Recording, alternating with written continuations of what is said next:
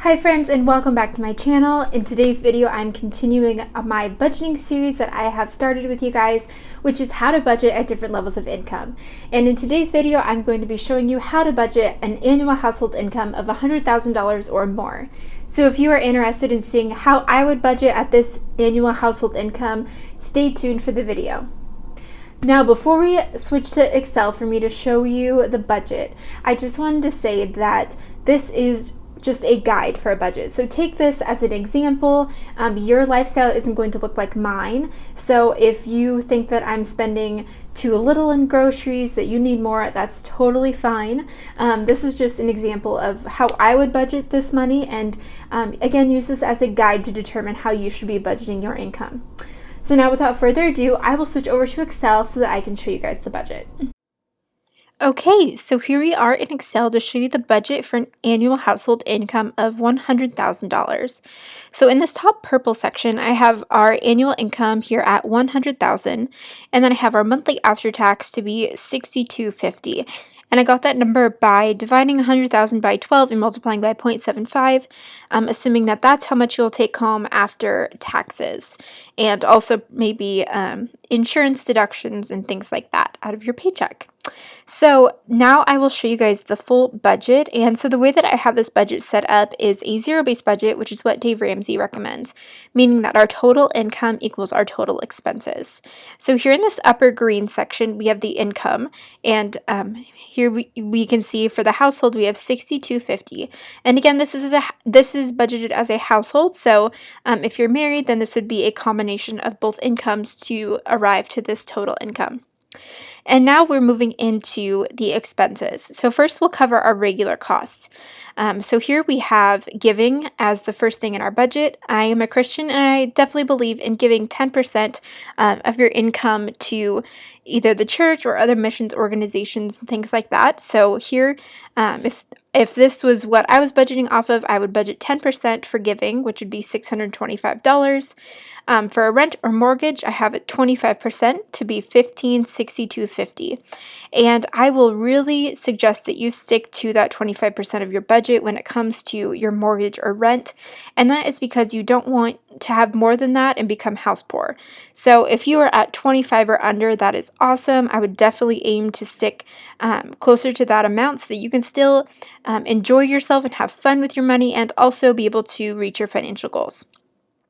Now we move into utilities, which I have budgeted for at 8%, which is $500 for the month.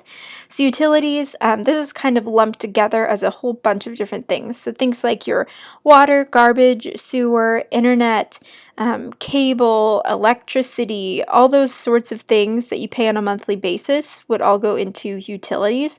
And you can definitely split that out by line item. I do that in my personal budget, but for the purposes of this budget, I just showed you as a total, this is what you want to spend roughly on utilities for the month. The next item we have is car insurance, and that I budgeted for at 3%, and that is $187.50.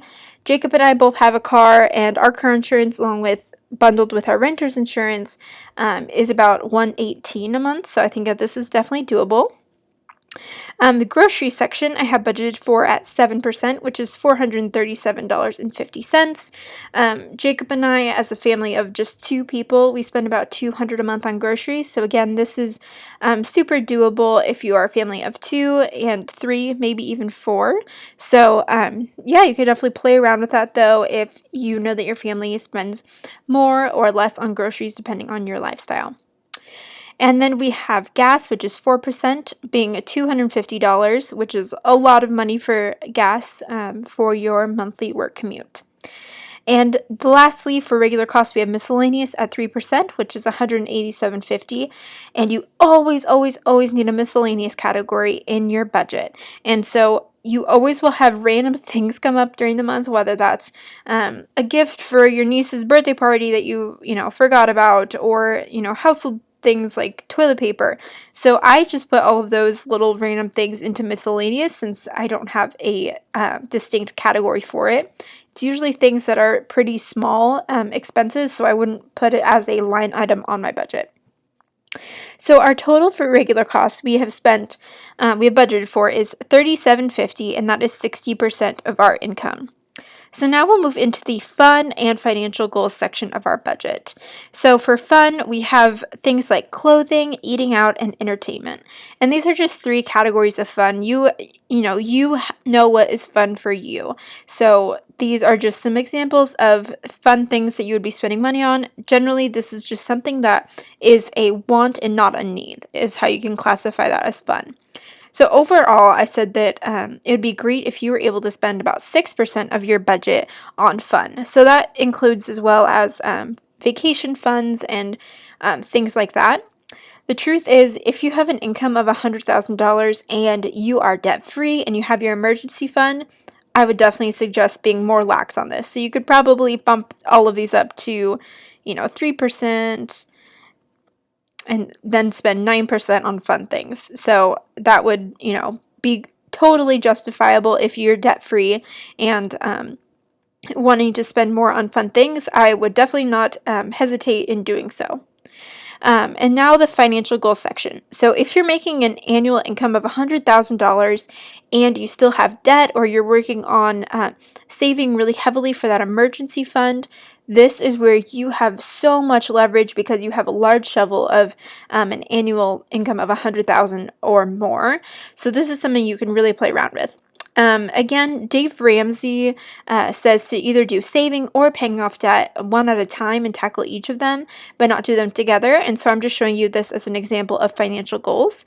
But basically, like if you are working on paying off debt, then you could change this to 0%, and then this would be 34%. So if you're working on paying off debt and you have $100,000 income, you could be putting about $2,125 a month to your financial goals, which is huge. That is 34% of your budget.